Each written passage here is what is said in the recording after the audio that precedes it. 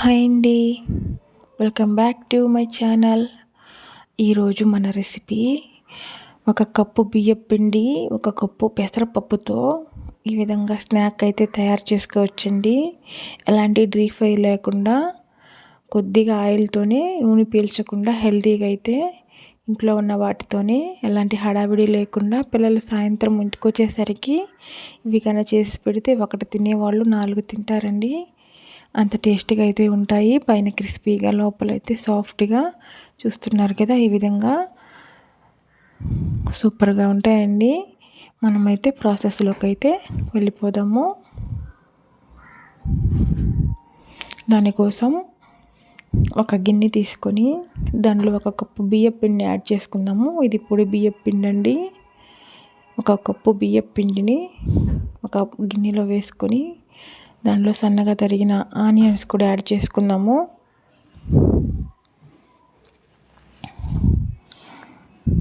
సన్నగా కట్ చేసిన పచ్చిమిర్చిని కూడా యాడ్ చేసుకున్నాము. అందులోనే కొద్దిగా కరివేపాకు కూడా యాడ్ చేసుకొని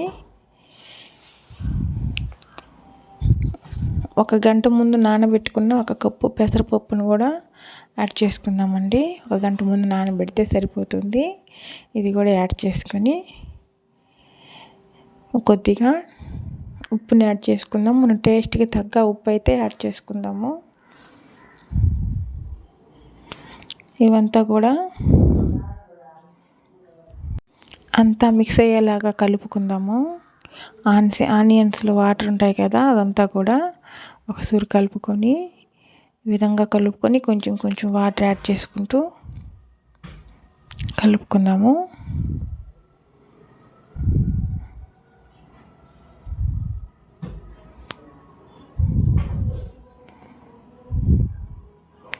అంతా కూడా పిండినంతా కూడా మెత్తగా మన చపాతీ ముద్దలాగా కలుపుకుందామండి. ఈ విధంగా అయితే కలిపి పెట్టుకుందాము. ఇది పక్కన పెట్టుకొని ఇప్పుడు ఒక వెడల్పాటి బాండిల్ పెట్టి కొద్దిగా ఆయిల్ యాడ్ చేసుకుందాము. ఒక 4 టేబుల్ స్పూన్ల ఆయిల్ అయితే సరిపోతుందండి. ఎక్కువ డీప్ ఫ్రై అయితే అవసరం లేదు. ఈ విధంగా వడల్లాగా వత్తుకొని మీడియం ఫ్లేమ్లో కాల్చుకుందాము. ఈ విధంగా ఒక్కొక్కటిగా వేసుకుందామండి.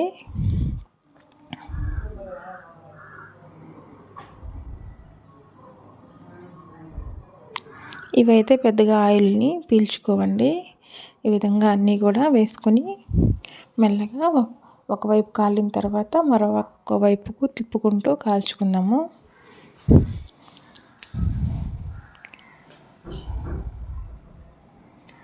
పెసరపప్పు అయితే పైన క్రిస్పీగా వేగుతుందండి, లోపల కూడా సాఫ్ట్గా ఉంటుంది. ఈ విధంగా ఒక్కొక్కటిగా మీడియం ఫ్లేమ్లోనే కాల్చుకుందాము. ఇవంతా కూడా చక్కగా ఈ విధంగా గోల్డ్ బ్రౌన్ కలర్ అయితే వచ్చాయండి. ఇవన్నిటిని కూడా ఒక ప్లేట్లోకి అయితే తీసేసుకుందాము. అంతేనండి, ఈజీగా ఒక 5 నిమిషాల్లో అయిపోయే స్నాక్ అండి ఇది.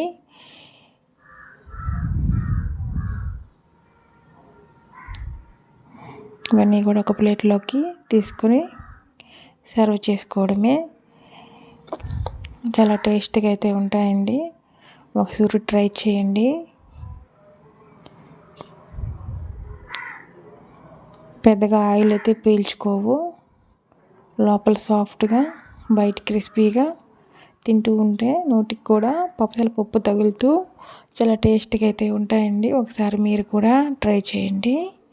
మన వీడియో నచ్చినట్లయితే సబ్స్క్రైబ్ చేయండి ఫ్రెండ్స్. లైక్ చేసి షేర్ చేయండి, కామెంట్ కూడా చేయండి. మరిన్ని వీడియోస్ కోసం మన ఛానల్ని సబ్స్క్రైబ్ చేసుకోండి ఫ్రెండ్స్.